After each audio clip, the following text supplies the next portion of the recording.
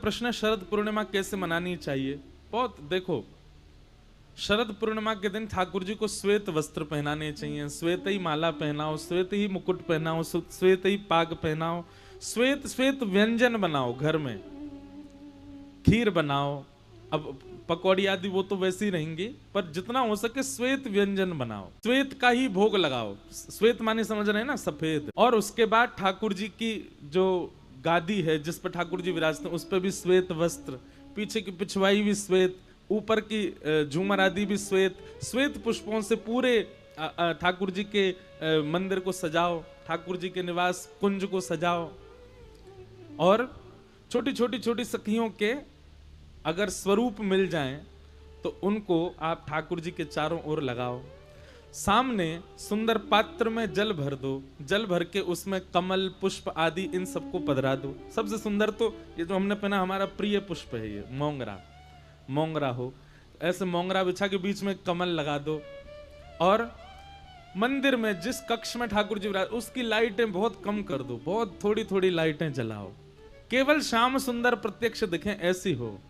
और फिर सन्मुख बैठ कर के गोपी गीत का पाठ करो। ठाकुर जी को आज गोपी गीत आएगा कथा में, हम 2-4 श्लोक गाएंगे। गोपी गीत का ठाकुर जी को पाठ सुनाओ और गोपी गीत पाठ करने के बाद में सुंदर आप भी सज धज के बैठो, पति पत्नी बच्चे सब बिल्कुल तैयार होकर के, और फिर उसके बाद में कोई कीर्तन भजन गा के सब लोग रास करो।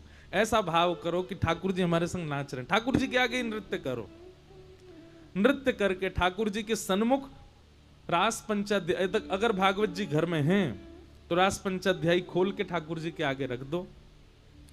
उस दिन रात्रि में ठाकुर जी, वैसे तो देखो मंदिरों में तो शयन होता ही है, शयन तो करते ही हैं, पर भाव ऐसा रखो कि ठाकुर जी के उस दिन पूरे कक्ष को फिर एकांतिक ठाकुर जी का बना दो।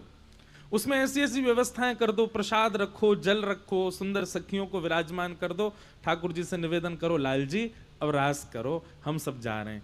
फिर अपना सब करके ठाकुर जी को शयन मत कराओ। वैसे कराना चाहो तो करा भी सकते हो, पर एक भाव है ठाकुर जी को शयन ना करा के अब ठाकुर जी को रास बिहार के लिए प्रस्थान करने दो।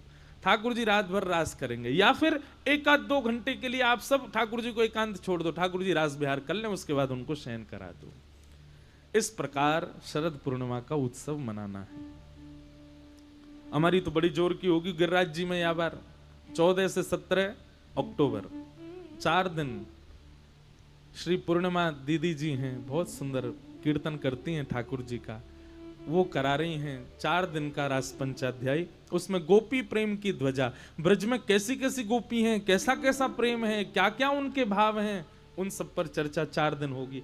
3 दिन कथा तो होगी 4 से 7, पर 17 तारीख को शरद पूर्णिमा वाले दिन कथा होगी रात्रि 11 से 1-2 बजे तक, और वो भी पंडाल में नहीं होगी। 3 दिन कथा पंडाल में होगी, 3 दिन बाद फिर 2 किलोमीटर दूर जाएंगे, गिरिराज जी की तलेटी, बिल्कुल गिरिराज जी के नीचे बैठ के खुले आकाश में, केवल 2 लाइट व्यास जी पे होंगी, बाकी सब अंधेरे में गुप्त। जितने श्रोता आएंगे, बहुत श्रोता आएंगे, उसमें सब बिल्कुल अंधेरे में बैठेंगे, आकाश से शरद पूर्णिमा के चंद्रमा प्रकाशित करेंगे, उसी के प्रकाश में सब लोग बैठ करके गोपी गीत का पाठ करेंगे, रास पंचाध्याय, रास बिहार हो, नृत्य करेंगे, कोई किसी को देख नहीं पाएगा, सब बस नृत्य करेंगे। हमारी ऐसी भावनाएं, कोई दिखेगा ही ना तो है सके कि या बीच में श्याम सुंदर आ ही जाएंगे और रास बिहार करे ही जाएंगे, बाकी तो भावना वहां जाकर के प्रकट होगी कैसी हो।